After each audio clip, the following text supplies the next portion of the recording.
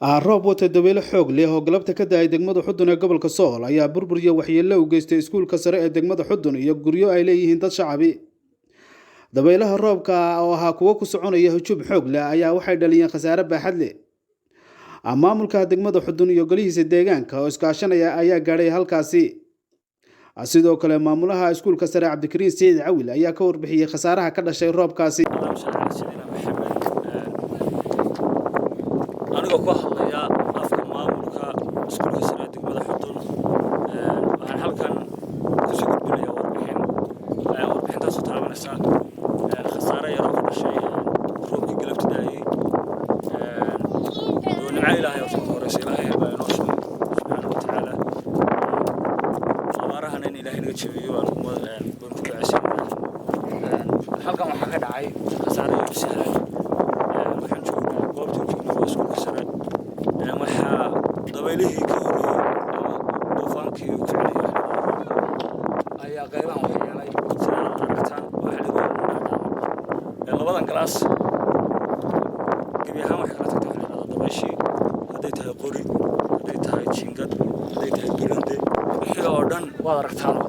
waxay waa la tagtay labadan galaas haddaan ka faalloodo mid waa galaas caadi ah oo iskuulku ka howlgalo midna waxa weeye computer labkii ardayda waxaan codsanayaa bulshooyinka degmada Xudun maamulkeeda iyo dhalinyaradeeda iyo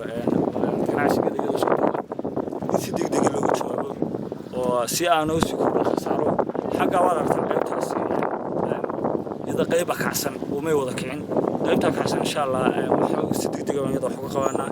laakiin qaybta kale si aan khasaaro u sii kordhin waxaan filayaa waadna aragtaan oo dawaan xitaa uu dab gashay yahay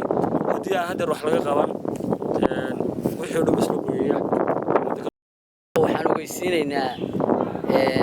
gudoomiyaha waxbarashada ee gobolka Sool wasaaradda waxbarashada ee Somaliland waxaan leenahay iskuulkii secretary-gii jiingadii buu ka qaaday dhul badan oo waxyeelena waa jiraan oo dhinacaashu aan hadda aan taagnayn uu dumiyay aad buu u fujiyay marka waxaan leeyahay ku soo koobaya wasaaradda waxbarashada hawshan ay idinka idin taala waa inaad si degdeg ah uga qabataan iskuulka. Assalaamu calaykum warahmatullahi wabarakaatuh. laba qaybood baa hayo qayb hadda waxaan ku qabananaa qaybna waa qaybtan computer lab iyo class oo safitadii jiingadii iyo qoriyihii oo kala tagtay khasaare weyn soo gaaray waxaan ugu baaqayaa wasaaradda waxbarashada Somaliland mid gobolka degmada dowladda hoose degmada Xudun ganacsatada degmada Xudun dibadda iyo gudaha joogeen in si degdeg ah uga soo qabto ganacsato dhalinyaro garad ciidan military police midowga waxaan leeyahay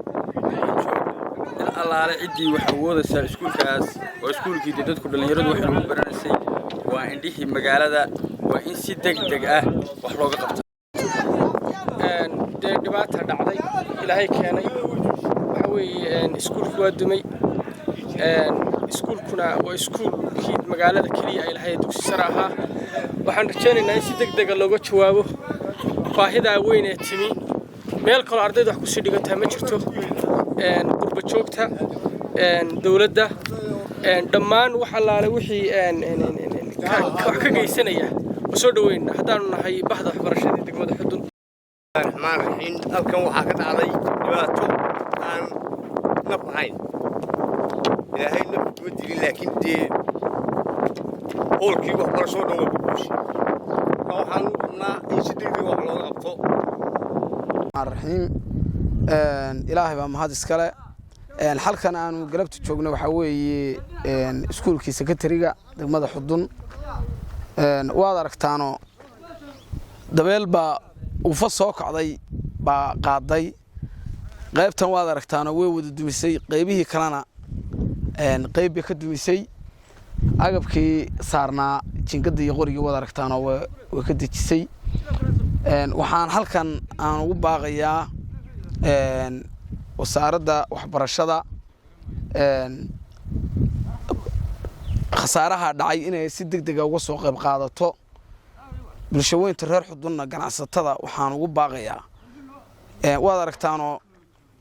secretary-gii waxbarashada ardayda inagu baranaysay dhibaatadaas ku timi in si degdeg ah loo gacan geliyo oo looga soo qayb qaato baan ugu baaqayaa bulshaweynta reer Xudun annagu ka doolada hoos ahaan si degdeg aan u soo gacan gelinaa wixii awoodayada ah halkan aan ku suganahay waa sekretariga degmada Xudun ee gobolka Sool